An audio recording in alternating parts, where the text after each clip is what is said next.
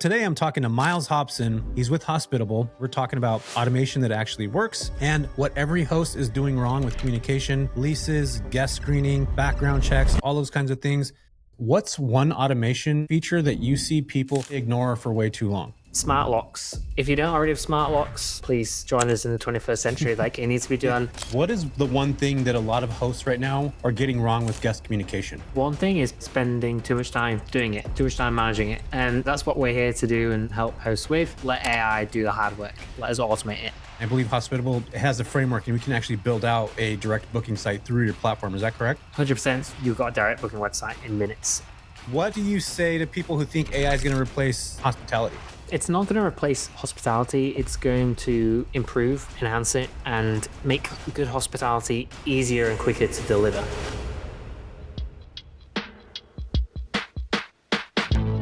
Welcome to the JV Podcast. I'm your host, Jesse Vasquez. All right, guys, I'm not going to lie. I usually don't like talking to software people at all. But today I'm talking to Miles Hobson, and he isn't just some dude in a hoodie building dashboards. He's with Hospitable, which is basically like the brainstem of half the Airbnb world. And if you're a midterm rental operator or even thinking about getting into the Airbnb entirely, this conversation is going to matter because we're talking about automation that actually works, how to not sound like a robot when you send messages to guests, and what every host is doing wrong with communication, leases, guest screening, background checks, all those kinds of things. I asked some stuff that I actually cared about. We're not pitching anything. There's no fluff, just real answers for people trying to run a real business. So I'm going to stop talking right now. Let's jump into this. Actually, you know what? I'm going to put some breaks for you guys right now. I want to talk to you about what I have going on in October, which is Bigger Pockets Weekend, October 3rd and 4th. I'm actually holding a small operators club intensive. What I mean by that is we're going to have 20 people packed into a room, which is going to be a pretty decent sized room, where I'm going to be talking about how to specifically go after companies. I'm going to have students who have built $1 million businesses literally alongside me, talking about what they did, how they automated, how they created these funnels, and how they connected with companies both in real time, in person, and how they actually did it virtually. So if you're looking at building a midterm rental business, which many of you probably are, this is going to be a 2-day packed adventure on how to actually do it from people that are doing it today. And again, I really encourage you guys to get there because you're going to learn a lot of stuff, and you're definitely going to learn these things at BPCon. So you guys check it out, October 3rd and 4th. I'm going to leave the link in the show notes. I appreciate you guys for checking this out. I'm going to literally stop talking right now, but you're obviously going to hear me start talking again in the next few seconds. So appreciate you guys for being here. So much gratitude. Please make sure to like and subscribe. I'm not even sure why I'm saying that. You guys need to do it. You know already. Do me that solid. Let's jump into this right now. What's up, everybody? Welcome back to the JV Pod. I'm Jesse Vasquez, your host, and I'm here with Miles Hobson. Am I saying that correctly, Miles? 100%. Got it. Spot on. Awesome. Miles is working with Hospitable right now, and this is a company that I need to spend more time in, especially as you guys start driving AI, because I think that's such an important and powerful piece of the puzzle. Miles, what is the one thing that a lot of hosts right now are getting wrong with guest communication? Great question. I think probably one thing is spending too much time doing it, too much time managing it. And, that's what we're here to do and help hosts with, really kind of automate it as much of it as you can. Our AI tools are really built around kind of learning about you and your property, upload a document telling us all about it, let AI do the hard work, let us automate it. It doesn't have to be a big manual task. We can do a fantastic job of kind of automating it, but still making it sound like you and still delivering that fantastic guest experience. So I think that's a key thing that people get wrong if they're not already using Hospitable, of course. Got you. I love that. Yeah, and everybody talks about automation all the time, but I still think operators still feel like they're babysitting their business. Why is that? Yeah, good question. It's tough. There's an element of kind of giving over control, right? And so everyone's got to get comfortable with whatever they're comfortable with. And you've probably seen over the years, kind of we've developed how automated you can be with your communication, right? It started out as just being able to kind of schedule messages, and we have answers to 20 common questions, like what the Wi-Fi password is and where's the lockbox. And now you can kind of automate everything. Smart lock codes, smart thermostat. You can actually turn the AI to be on all the time and do all the auto responding. At the time of recording this, ChatGPT 5 came out today. Tomorrow, we're implementing that so that immediately we're kind of making use of those best models. For sure, some people have to have that confidence to not have to sit there and babysit it and be willing and confident to hand things across. We think we're getting to that point now where we're giving a lot more hosts a lot more confidence to kind of just hand over the keys to automation and not have to do that babysitting. Yeah, man. I think about this, Miles, where I feel like there's this fine line between, where does AI actually help and where does it break trust with guests? Because a lot of times guests are actually communicating with AI. And I've actually done this before where Miles, this is funny, man. I thought I was communicating with Amex. Like I went into Amex, I was doing a thing and I thought I was actually talking to somebody. And I realized after like 7 minutes of communicating with it that it was not a freaking person. In fact, it didn't call itself a bot at all. And I was a little bit upset, man. I was like, I thought I was actually talking to a human, but the flow of the conversation felt very realistic. But you know how it is with customer service, you kind of get that wall of, unless somebody has a personality and they're poking at something, then you get it. Do you feel that in any way? Do you think that there's a trust issue or a trust barrier that guests, like they know they're talking to automation? Should that be something that's brought up as, somebody books a property? Like what's your thought process on that? Yeah, for sure. We definitely had some hosts kind of ask that for us to kind of bring that a bit more prevalent and make it clearer. We do want to add in that ability to kind of toggle, make it clear that you are speaking to an AI and not a human right now, but a human's going to get back to you when they can. And I think for sure there is an element of, like you say, kind of trust there for the guest and it feeling real. Totally understand that. There is also the other argument that is, if the AI is fast enough, is polite enough, and gives you all the information you need, does it really matter? Like, it's still like is it doing a better job than a host can if the host is busy or it's kind of middle of the night? In some instances, like the AI might be able to do a better job if you give it the right framework to play with and the right education on the property and how you want to kind of communicate with guests. Got it. So like, would I be able to go in there and customize it to be like, what's up, dudes? Welcome to my place. Like, would I be able to like bring my voice, my character, my personality to, like, would I be able to train it in that way? You know how you can do it with you can create custom GPTs. It'll like pick up your vernacular and understand how you talk. In fact, I just did one with Chat GPT not that long ago where it asked me, am I even kidding, Miles? Like, it asked me like 100 questions and it started to like break down how I thought about things, the types of answers that I had. Is that similar to what you guys do there? Or is it like just kind of, it just touches the surface on, personality? Because I love like when I book somebody's place, we're like, hey, welcome, like super stoked that you're here. And like, you could tell that's like somebody that's behind that isn't just saying it that way. Like they actually are, or they live that way. I think it's always cool to see the personality of somebody through a message, whether it's translated through text or email, whatever. Like you can feel that to a certain degree. Can you customize it that way, Miles? Yeah, so we're kind of on that journey. So currently, it basically looks at your historical messages to see, like, have you been greeting people with, yo, hey, what's up? How's your day going? And then incorporating that. What we want to get to is the point where, yes, you can do more prompting of like, by the way, every time I greet a new guest, it should start the conversation with this or whatever it is. So currently, it's more focused around kind of, we have a knowledge hub that's more focused around, questions about the property and things that will probably come up about the property and particular things like when's garbage day and how do I adjust the hot tub and that kind of thing. What we also want to evolve towards though is more kind of really getting granular on this is how I react to people's messages. I want to use emoji in my messages. I don't want to use emoji, and really kind of if you want to get super granular and be very specific on how you communicate, we want to get to that stage as well. Not quite there just yet, but that is something that is on the roadmap. That's funny. I'm just thinking about like what my AI would sound like. It'd be like, "What's up, dudes? Welcome to my crib." And like that'd be funny. Like it just answers everybody like that. I have a question for you, man. This is like something that I've been thinking about for a while. I've been in the midterm rental space for quite some time, and for the last decade, I also have short-term rentals that I operate regularly too.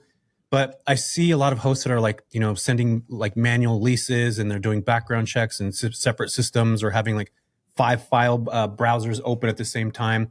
You guys, I don't think you guys have integrated all those things yet, right? Am I right on that, Miles? I mean, we're most of the way there. So rental agreements fully built in now. So part of Hospitable across all plans. Security deposits. So those are in there as well. So you can apply security deposit on all your bookings, or you can pick and choose if you just want on particular properties, particular platforms. there's a 2% charge on those, and it's kind of all automated. Just let us know if there's an issue, and we're not going to mediate it. We're basically like, you tell us if there's an issue and we need to keep money back for you, and we'll do that. And then the final one, you said something else and I've forgotten. Maybe the vetting side of things. Yeah, like the background checks, which are so important for midterm rentals. And I want to get into talk about like the direct booking site. But yeah, that's like for us in the midterm rental space, like the must do. Everybody out there that's listening to this right now, you got to do background checks and you got to put a lease together. Even if it's over 30 days, it doesn't even matter. Like you should have a lease or some kind of agreement with that guest, because like in California, New York, and Chicago, like if you stay 30 days, and this is across the state or across the country, if somebody stays, Miles, 30 days or more, they're legally by law, they're called tenants. And I'm doing air quotes right now. So we want to try to mitigate the potential of somebody staying and then not leaving. We all see it before where there's like squatters, and my God, it's scary. I've never had that. I've never had that in the last decade of doing this, but I've seen, and I get messages and notes from people, Miles, like literally all the time. So background checks, that's a big one. But what do you guys think on that end? Yeah, so that is something that we do have as well. So we do have basically a guest vetting feature that's built in. And it's at the moment, it's kind of something where you basically have to manually tell us that you want it for the bookings that you want it on. Because some people, short-term stay, they might not want it. You might only want it for those midterm stays, right? And so click a button and we do that for you. I'm not looking at our pricing page right now, but I think it's $8 per guest vetting. And then it's an extra $2 if you want to do a sex offender check as well, which I know in like Arizona is a requirement. Got you. Well, that's pretty cool. Yeah. And then you guys also have, which I think is so important when, especially in the midterm rental space, like my goal and my like mission here on this planet is aligned with Mark Simpson in a lot of ways. I'm sure you're familiar with Mark Simpson. We want to get people to eventually have their own direct booking websites, be able to book direct at midterm rentals if it's done correctly. In my opinion, like not leaning on platforms like Furnish Finder, Airbnb, you create and own your clientele. But with that being said, you need to have a direct booking site. And I believe Hospitable, you can actually build out, or it has a framework, and we can actually build out a direct booking site through your platform. Is that correct? 100%. So yeah, it takes less than 5 minutes. Just kind of get it going. We're literally pulling everything from your Airbnb listing and literally tell us the colors, tell us your logo. You've got a direct booking website in minutes. You can then kind of tweak that, play around with it, obviously, and kind of tailor it to your needs. If you want, you can then go off and, look at doing something like, working with Boostly, Mark Simpson, or Crafted Stays, something like that, if you want something a bit more bespoke. But typically what we say is if you're just starting out your direct booking journey, really one of our template websites is like the perfect place to start. Start driving traffic, start driving repeat bookings through direct. Once you've started, actually getting a decent percentage of your bookings from direct, then you can start thinking about, okay, I want to really professionalize my brand and kind of take it to the next level. So yeah. Yeah, I love that. I think I usually tell people like put a landing page together, but if you're able to use Hospitable to create an actual booking platform, there's a lot of times that you'll have people that reach out direct to you, or they want to know about what you're doing and where you're operating, what your property looks like, send them directly to your link, especially like Miles, we deal with a lot of like in temporary housing companies or, corporate stays. Like we don't want to send them to Airbnb. We don't want them to like look at all the competition, which they're probably doing already. So I'd rather send a direct link that somebody can just see my specific properties or property and like that's it, and not have to go look around at other stuff. And I think that's such an important piece. And people could check out through there. They're able to pay, right? You said there's a 2% fee for any transaction that's on there, which is pretty good because I think Stripe charges 3%. So it's less actually. Sorry. So the 2% is just for the security deposit piece. Gotcha. So for direct basic, which is essentially kind of website and us as your PMS, it's 1%. And then it's 1%. And then you're using Stripe. We have the direct premium option, which is basically where we're the payment processor. And on that, it's $5 million of damage protection, guest vetting included. And because we're the payment processor, merchant of record, it basically means if there's any fraudulent chargebacks or anything, we fight that. But on that, that's 7% for the premium option. Got you. So chargebacks on the direct booking. So you guys are essentially covering the potential of that as well. Am I right on that? Yeah, Miles? Exactly. So it's kind of the great place to start if you want to kind of start risk-free. Certainly if it's a new thing for you doing direct and you don't want to have to add on guest betting, damage protection, all these other kind of outside of platforms, we kind of have it all in one place. And yeah, it's kind of included in one package. I love that. Here's my other question for you. I'm thinking about this right now, automations, and I've just actually, before I jumped on a call with you, I was talking to somebody about scaling. They're getting Mhm. ready to, they have 5 units now. They're getting ready to add 3 more on. They just picked up a multi-unit property. So if someone is scaling like 5+ midterm rental units, what are the exact automations that they should be putting in the first place? Like when they're getting this together, they want to switch over to Hospitable. They want to use that. Is there any thought Mhm. process on like, somebody scaling? What are those automations that are the most important? Again, keep this in mind, like the midterm rental side. Yeah, 100%. So I think big thing for us is it comes down to the messaging and kind of implementing shortcodes into your messaging. So I think getting your rental agreement set up exactly kind of whatever wording you need and making sure it's built into that messaging flow, right? So when you're kind of taking a booking from someone, that it's like it's in there and it's automatically generated and it's automatically sent to them, and you can basically set it up so you're not as going to accept that booking until that's signed, right? You're not going to let any of the next messages go. I think that's super important, right? Setting yourself up for kind of safety and security is very important. And think about other things that you want to start plugging in to those early messages. Guidebook is super important, I think. Whether you do want to be taking a security deposit as well, and you want to be including that early on in the messaging.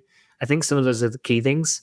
I think also even midterm or short term, it's kind of setting up automation with your cleaners. So making sure there's tasks for check in and check out, because actually I think in midterm rentals that's something that you might forget about, like the turnover, because you don't do it as often. And Yeah. like let's make sure that there is going to be a cleaner there to kind of come in and do that task before the next stay. Because if after that midterm there's a short term rental or a midterm rental coming in soon afterwards, we want to make sure that's in great condition. And you want to automate that so that you're not kind of scrambling for someone at the last minute. Yeah, I love that. So does it integrate with like Turno through the platform, or how does that Yeah, work? that's right. Yeah, so we're integrated with Turno. In fact, if you connect your Hospitable account with your Turno account, you actually get your Turno subscription for free. No You way. still obviously have to kind of pay them if you're recruiting cleaners through that system, Yeah. but the software itself fully integrated and free to use their software. We do have a basic operations functionality ourselves, but yeah, typically we often kind of encourage people to check out Turner for something a bit deeper. Yeah, I just recently had a property that I swore, Miles, that I would never rent as a midterm rental. It's a super unique, like beautiful. The reason why I'm so connected to it is because I used to drive by it as a kid. It's a super unique house. It's in Modesto, Mhm. California. It's a tree house. It's this beautiful, like gorgeous, like 1950s. It reminds me of, and maybe we'll put this on the screen if you guys are watching this live right now. This property, like the walkthrough of it. It looks like a house in the hills that like was around in the 50s. It just has this communal area, no TVs. It's so like magical to be there. And I swore that I would never rent it as a midterm rental. I ended up getting a guest where it was during slow season. So it was during, the winter, which typically slows down in our market for the short term side. And normally I do what's called a hybrid where we do short term and midterm, midterm during slow season. We take advantage of the short term season. So I did 8 months with this guest that was an insurance temporary housing claim. So they lost their home in a fire. My team only did 2 walkthroughs in that property over 8 months. Normally, we're supposed to do those every single month. And if they have pets, like we have cleaners that are supposed to go in there. We didn't schedule those cleanings ahead of time. And I'm like running all these different businesses, Miles. So it's like I'm not like paying attention on the hosting side as often as I should, which I probably need to hire somebody on that end to make sure. My team missed it. I ended up going back to that property, Miles. We probably had we're still getting the details on it. It was probably about $8,000 in damages from like the furniture that's super custom to like stains everywhere to like some of the cabinets were busted, just like crazy stuff that we could have caught in walkthroughs and stuff like that. And even the cleaning crews that we have. So we would be able to use essentially Hospitable to schedule, 8 months of cleaning throughout the duration of their stay through that specific app. And it would tell us if that's done or not, I'm assuming, right? Yeah. Yeah, exactly. So basically, there's a kind of a checklist functionality, so they can kind of say it is or is it done, and you'll get an alert if that task hasn't been completed, basically. So yeah. Got you. Is there ways to put notes or like assign certain tasks to certain people? So like if we need to have walkthroughs done every month, like we'd be able to assign a task on Hospitable that would alert, person A or through email or through notification that they need to go do certain things. Is that something that's able to be done on there as well? Yeah, that's exactly it. So you can create tasks and kind of teammate notifications, like you say. You can even, if you want, give those cleaners, maintenance people access to kind of a calendar of the property as well. So it's not just them having to wait for the notification come in. They can even like look ahead because maybe they're planning a vacation and they want to see kind of if they've got any kind of tasks that are probably going to be up and coming based on those properties and those bookings. And they'll be able to kind of go in and see that, but not have any access to any more sensitive data like you know the guest details, names, and that kind of stuff. It's more just a case of like, these are the check-in, check-out dates, and these are when I have tasks. And they'll be able to kind of see that, but also be notified via email and SMS. Got it. I love that, man. That's super cool. I'm definitely going to have to set up I think my team might have done this already, but we need to set up a meeting with you guys because I've been using IGMS for many years, but there's a lot of stuff that's lacking on that side. I mean, we just talked about some of it right now with the lease and all that kind of stuff. And I feel that, the way the market's going, I'm not opposed to AI at all. In fact, I use it like way too much. It's like one of my best friends now. Like, have you ever seen the movie Her? I'm basically just like freaking, what's his name in that movie? Because I talk to, Claude and Chat GPT all the time. But I do believe that in the future, which it's happening now, you guys are doing this where, a lot of that guest communication, which is really tiresome and it's so redundant that all those things could be taken care of. And I think that's just like many business owners, like for me, Miles, to relinquish control on things, it's so hard for me to do that. I still, even to this day, will look at my Airbnb messages when I have a whole team that like handles these on a regular basis. Do you see that being a thing where if people are eventually going to relax on that end and they're going to let AI actually handle things? Or do you still think it's too early, that there's still a lot of like cracks? I mean, you see this on a regular basis, and hopefully you can be honest about this. Like, is there things that doesn't come back right, that are maybe like the wrong information that's put out? Like, what does that look like, Miles? Or how common are these kinds of mistakes? Yeah, it's fair. I mean, I wouldn't say there's any kind of major mistakes frequently. We for sure, we take, customer feedback seriously, and people want to have those tweaks. Kind of just like what you were saying at the start about wanting to add in your personality more and things like that. It's like, well, how do we do that? And how do we kind of add in different elements of that? So there's always kind of improvements that can be made. I will say though, we have a kind of, just to kind of take the AI functionality to its basic level, we have the option in the inbox where you can literally click a button and it's called Suggest with AI, and AI will kind of generate a suggested response for you. Like, you don't have to type anything. It looks at the message history, looks at your property details, and goes ahead and creates something for you. 60% of those messages are sent as is, without anyone editing them, basically. And I don't know the breakdown of this, but when I say like as is, I mean literally not even a single kind of comma or period has been changed. So in that 40%, like, it could be the slightest tweak and it's classed as it's been edited. So I really think that 60% is like a massive number.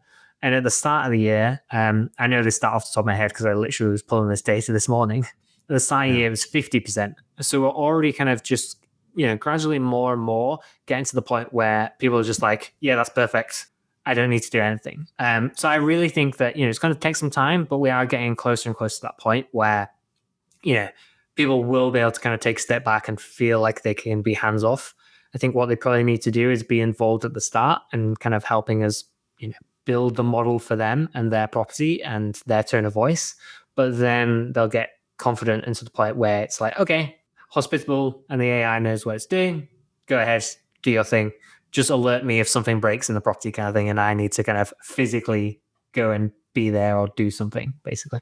Yeah, I love that, man. I can't wait for that. 60% that's pretty freaking awesome. So like out of 10 responses, 6 of them are like good to go. The other 4 need to be configured around, which I think it's pretty freaking awesome. I want to get into the learning part of this because I'm always fascinated by the learning portion of AI and how it, integrates your voice. And, it's basically AI is like really good at pattern recognition. Like, we are very aware of that, which I'm nerding down some routes and like looking at like X-ray technicians. Like, I feel like that job's going to be gone soon because AI can like detect these small things. Like, they're so good with pattern recognition. And how does the system learn? Like, is it just pulling from the API integration from Airbnb? If you're like doing a direct booking site, it'll pull that information. So if somebody says, hey, what's the what day is trash day, and you have that in the description, does all that stuff need to be inputted in a way that model can extract from it? Or do you have to like go into a GPT and you're going to literally go room by room about every specific thing. How detailed do we have to be as individuals or owners to make this like really, really good? I'd say that, I mean, you need to be detailed, but in terms of kind of doing it in a specific framework, you don't need to worry too much about that. The best approach that we've seen is basically, I think I kind of mentioned it previously, we have a knowledge hub, which is basically where you go and upload and add this information. The best place to start, and where most people start, is literally take your existing guidebook that you give to guests that most guests don't end up reading, unfortunately, and basically upload that into our system. The AI can read that. And when a guest asks a question that's in that guidebook, but again, they've not taken the time to read, we'll just pull out that information. We'll also look at your listing. We'll also look at the chat history with that guest. We'll look at your other messages and other history to see how you've answered other things and automatically reply to that. Beyond that, you can tailor it more and more. If there's certain things that are in the guidebook, but you occasionally do, maybe you don't want to put it in the guidebook because it's a boring nitty gritty detail and it's not something nice about the property. But it comes up frequently as a question, like there's a neighboring dog that barks a lot or something like that. You can just manually add that as like, it's a common question and here's the answer to it. And you don't have to put it in exactly how it comes up all the time, but we'll be able to go, okay, noisy dog or disturbing dog. And the AI will automatically see that and basically be able to kind of share the answer. You don't have to worry about it. Bark's worse than the bite kind of thing, and automatically send that to the guest for you. Got you. So essentially, it's going to be learning based off of what you have in the details, the descriptions of the thing. But you can't there's not a physical GPT that I can go into and just be like unload as I walk the house. I do that all the time where I'll just talk to chat like a freaking literally 5-minute messages. But I don't even know if that's even freaking helpful in any way. But I'm just dumping my mind out on this thing. Is there a way that we could do that with this, or is it not like that at all? It needs to be a little bit more structured. It needs to kind of be the Q&A approach of kind of dumping that. But, if you want to go room by room and do kind of a voice transcript, if you then put that into copy and then put it into a PDF and upload it, we will be able to read that and regurgitate that. Right now, there isn't kind of that, voice to text element as part of that. But we're probably going to be moving in that direction. I can't see why we wouldn't. Oh yeah, man. If you guys end up doing that, it'll be 3 days later and you'll see me in the corner just all right, we're now in the closet and I'm going to go ahead and jump. There's a lot of my properties have in the closet, literally in random places, there's a freaking, power source or just weird stuff that people don't necessarily know or, things like that. So I think it's really important. And I think the more detail you have, that's what I'm worried about, to be honest with you, Miles, with AI. It's I would love a GPT that's basically an agent that you can go and just dump everything to, and then even map the house out, literally put maps of the home and the 3D renderings and just so it understands at its deepest complexities of rooms and where's what. And that's where my brain goes. I can't wait for that. How far do you think we are from that? I mean, the speed that we're moving at is insane. I don't want to put our developers under pressure, but we would certainly be months away versus years, realistically. It wouldn't surprise me. I mean, we don't have that kind of dumping everything about the property right now. What we do have is we have essentially a sort of chat GPT built into Hospitable in the sense of to learn about your property yourself and learn about kind of past bookings and that kind of thing. So if you've got virtual assistants or anything like that don't know a property very well, or you want to do some reporting on property performance, you can type or talk to kind of the AI assistant. It's called Copilot. And essentially you can say, how many bookings did I have in property X last month? And it'll look at your reporting, look at all the data, and come back with an answer on that. Do I have a hot tub in X property? Because I'm a virtual assistant and I don't actually know all the properties. I've never been to them in person. And it'll automatically come back with an answer on that and give you the instructions on it. So it's pretty amazing already in terms of kind of being able to interact with it and get information out. I can't see us being that far away from being able to put more information in for it to reference for guests as well. Yeah. Would I be able to go in there and be like, hey, whatever I name it or whatnot, or 123 Main Street, can you tell me how many 30-day bookings I've had in the last year, and I'd be able to source that. And how much revenue did I get from that? What's the revenue difference between short and mid? Was it that detailed or no? Yes, it is 100%. It is. Yeah. So you don't have to manually go through all that reporting and pull out the data yourself. Just ask it and it'll pull it for you. Got you. Now, when I do that, would it be able to separate cleaning fees or actual, would it show like actual earnings from that, or like does it break things down? Like, would I be able to ask it to send a, basically a property report to, if I'm managing somebody's property, like giving them that property report for that month? Would it be able to do something like that? Yeah, 100%. I mean, we also automate owner reporting as well. So you probably don't need to. That's already kind of automated for you. But if you wanted to kind of do a standalone one, yes, you could totally do that as well. That's freaking awesome. I love that a lot, man. That's super cool. Hey everyone, if you are feeling stuck or not like you're making the progress you want in your midterm rental journey, I've got something that can change everything for you. Imagine being part of a community that's not only supportive, but filled with like-minded individuals who are driven to succeed just like you. Whether you are just starting out, looking to take care of your business to another level, my community is designed to help you break through those barriers. We're currently opening up registration for new enrollees, so if you're serious about building a thriving midterm rental business, and you want to leverage my 10,000 hours of experience, this is your chance. Don't miss out on the opportunity to learn, grow, and connect with others in the same path. I hope to see you guys. The link is in the show notes, and let's build something incredible together. Let's get back to this episode. Are you guys ever going to plug in where maybe like AirDNA is connected to that and say like I'm looking up somebody's property and there's some kind of integration where I can just say, hey, I'm going to be looking up 1234 B Street for a potential client that's looking to get their house booked? Like, how much would this earn? Like, and it's all connected through one space instead of like going to all these different platforms. Do you think there will be anything like that? Yeah, again, like there's nothing on the timeline, but I can't see why not. We do have dynamic pricing now included across all of our plans, at no additional charge. So we're already kind of pricing properties for our customers. So I can't see why we can't start using that data for kind of, comparisons and competitive market research as well. Yeah, I'm not putting a timeline on that, but I can't see why we wouldn't be kind of moving towards that. And again, it's kind of being that short-term rental super app and having everything you need right there from one platform.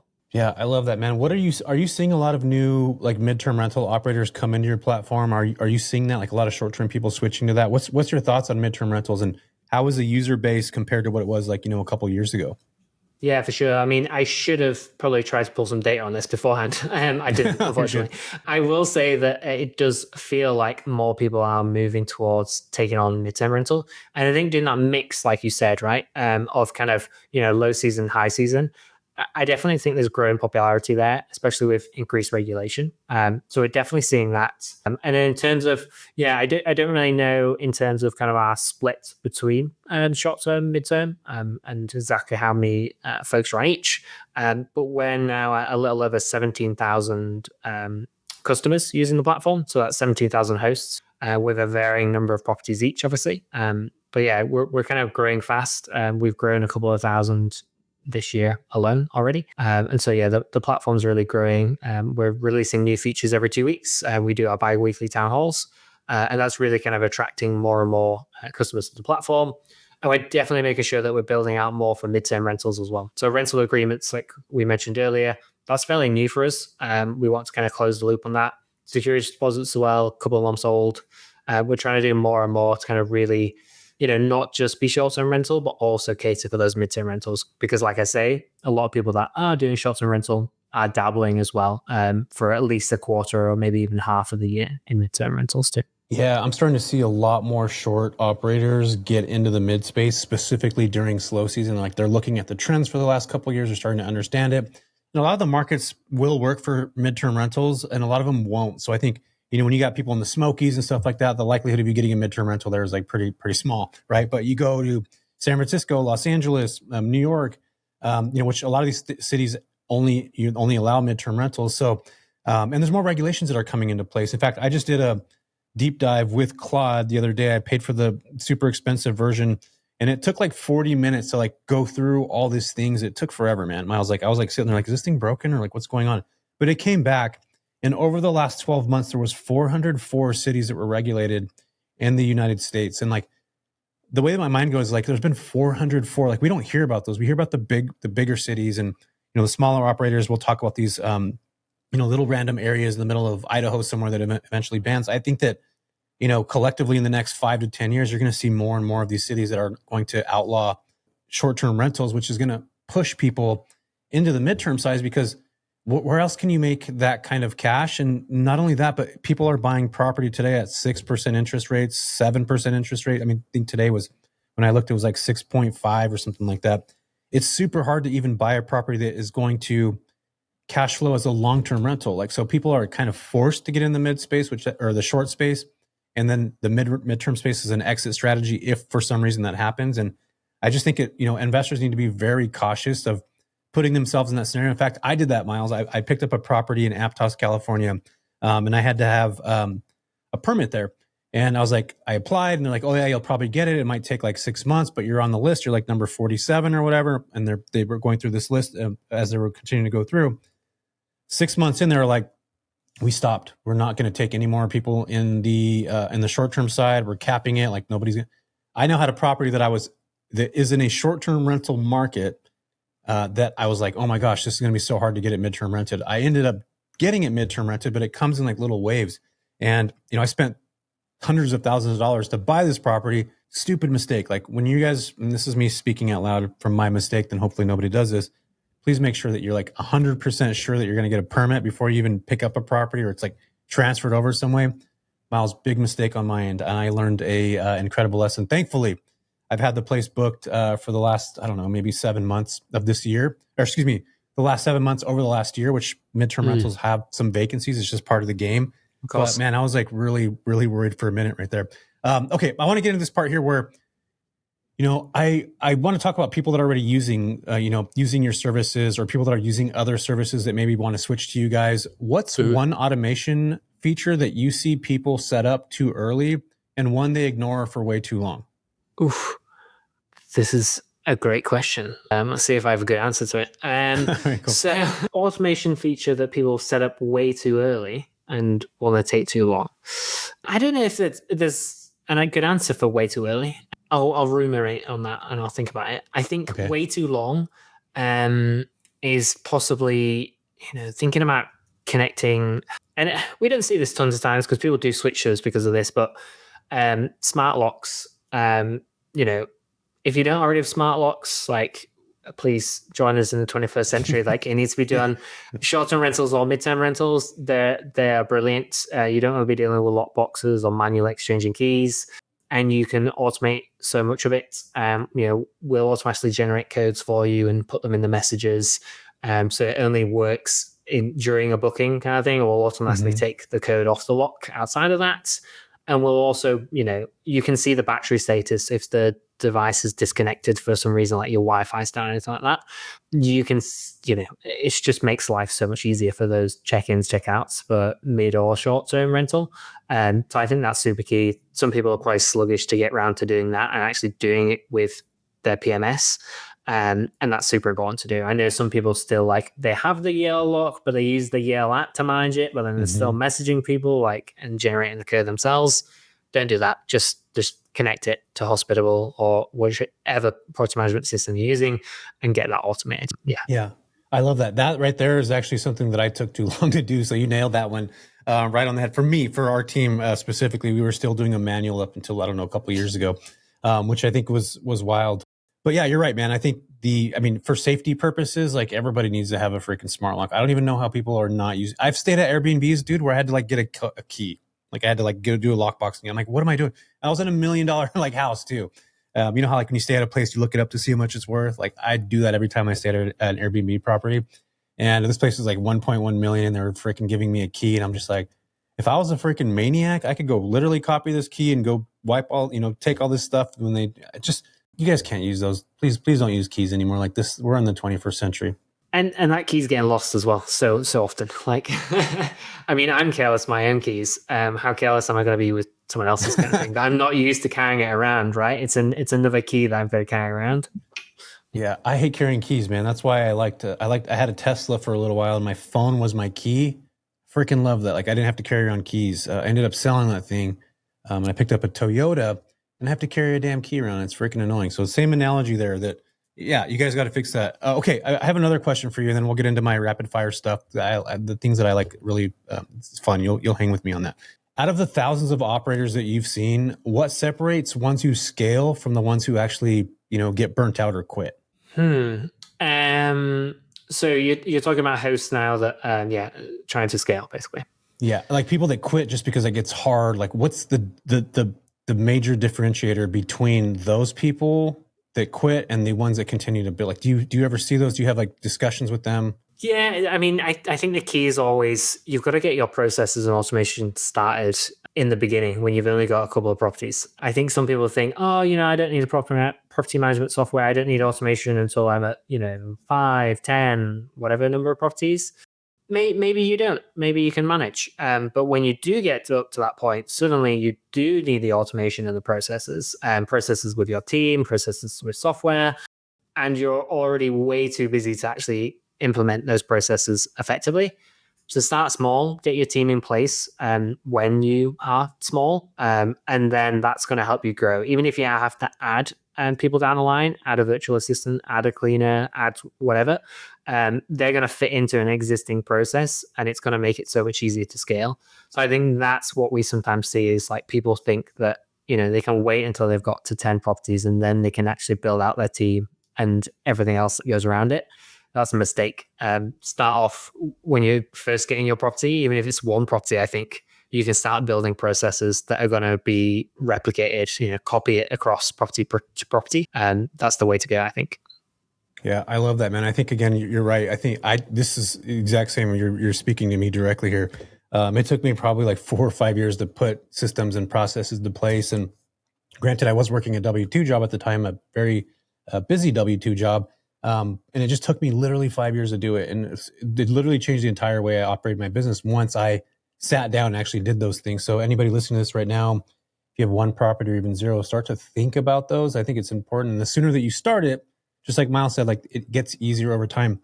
In fact, Miles, I think it's easier to manage more properties than it is to manage less when you start to put like systems in place, because you're running like a well-oiled machine. Like it's just operating itself in a lot of ways. And I think, when you have 1 or 2 properties, it's harder because you're like paying attention to it more. But once you add more on, it actually gets a little bit easier, which is counterintuitive to a lot of people think. But that's been, my situation over the last several years. Miles, I'm going to ask you some questions right now. It's usually what I do, rapid fire stuff. If automation was a person, would you trust them to babysit your kids? Yes. Oh, do I need more detail than that? You had to say that? Yeah, give me the detail. Let's go for it. Yeah, I mean, I think, again, it goes back to processes, right? We don't automate without kind of going through it and spending a lot of time to kind of, map it out. As long as you've done the pre-work, you've got to trust the automation to do its thing. Got you. What's more stressful, angry guest or angry wife? Angry guest, because my wife may listen to this. I love that. What's the most psychotic message you've seen a host send to a guest? Have you ever seen anything like crazy? I don't know about most psychotic message. I think most psychotic thing people have done is kind of leaving drugs and then maybe asking for those back. For them back. That is hilarious. I've actually had that happen to me, dude. Somebody left a big old bag of cocaine, but I ended up doing it all, so they couldn't get it back. But man, I'm with you on that. I've had somebody literally ask that. Or paraphernalia. Yeah. They're like, hey, I left the bong there. It's the 7-foot bong in the backyard. Like, my brother left it. Can you give me that back? And I'm like, yeah, dude, our freaking cleaner took off with that like 3 days ago. You're good luck. Good luck getting that back, buddy. This is another one, man. What do you say to people who think AI is going to replace hospitality? It's not going to replace hospitality. It's going to improve, enhance it, and make good hospitality easier and quicker to deliver, I'd say. Got you. Yeah, I'm with you on that, man. I definitely agree to that. What's more dangerous, bad Wi-Fi or a bad guest review? I want to say bad Wi-Fi because it's going to cause bad guest review. I'm with you on that too, man. I think that was a perfect answer. Miles, where can folks go learn more about Hospitable? Where can they start to understand what you guys are doing? I think this is like some really cool software that you guys have put together. And I've been avoiding the conversation, which thankfully we've had today, because just all the things that we've talked about. I believe I'm probably going to switch to you guys. So we'll probably have a conversation offline. Maybe we can do a demo, but where can folks go learn about what you guys are doing? I'm obviously going to put this in the show notes, but where can they go check out more information that you guys have right now? Yeah, 100%. So if you head to hospitable.com, you can find out everything you need. You can start a 14-day free trial. You can go and check us out for yourself. We've got loads of demos on the website you can go and see. I don't have the offer link right now, but we can put it in show notes. We can do a 25% off for 3 months. So I'll make sure to get that across to Jesse, and I'm sure it's down there somewhere once this is live. Awesome, man. I love it. I'm definitely going to check it out. Hopefully I can use that 25% discount too. Real quick on that. I have a bunch of properties to transition over. Is that a pain in the ass to do? Or is it like, do you guys do that? Or like, would my team have to like go in and like the transition or the migration? Yeah, and so typically, we basically ask hosts to kind of onboard. Well, we don't ask them to onboard themselves. A lot of hosts want to onboard themselves and do it themselves, believe it or not. And we do have an option to do. Basically, it's $500 to do kind of 5 onboarding sessions with our team to basically get those properties across, but then also kind of get you optimized on how to use the platform. So there's 2 options there. There's the free route, no cost to onboard, do it yourself. A lot of hosts might do that if they've only got a couple of properties. If you're on the slightly larger end, maybe you want to pay us to do that, and that's an option too.